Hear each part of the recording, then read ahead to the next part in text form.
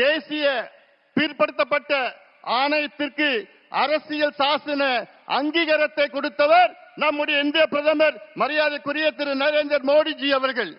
Yes, he has given constitutional status to the National Backward Class Commission.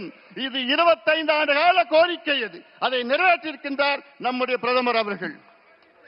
மூன்றாவது, ரோஹிணி ஆணையத்தை உருவாக்கி இந்திய இதர பிற்படுத்தப்பட்ட மக்கள் ஓபிசி மக்களுக்கு 27 விழுக்காடு இடஒதுக்கீட்டிலே வேற்றுமைகளை கண்டறிந்து அதை அகற்றுகின்ற ஒரு முயற்சியில் ஈடுபட்டிருக்கின்றார் நம்முடைய பிரதமர் அவர்கள்.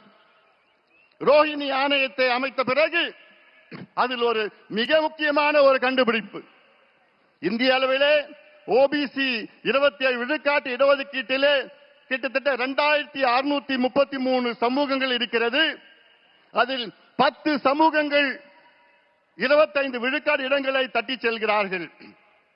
38 சமூகங்கள் இன்னொரு 25 விழுக்காடு இடஒதுக்கீடை தட்டி செல்கிறார்கள்.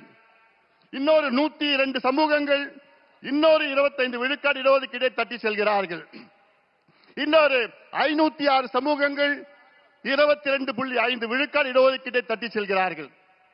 ஆக 2633 சமூகங்களில் 1977 சமூகங்கள் வெறும் 2.5 விழுக்காடு இடஒதுக்கீட்டை தான் பெறுகிறார்கள் என்ற ஒரு உண்மையை கண்டுபிடித்தவர் நம்முடைய மாண்புமிகு பாரத பிரதமர் நரேந்திர மோடிஜி அவர்கள்.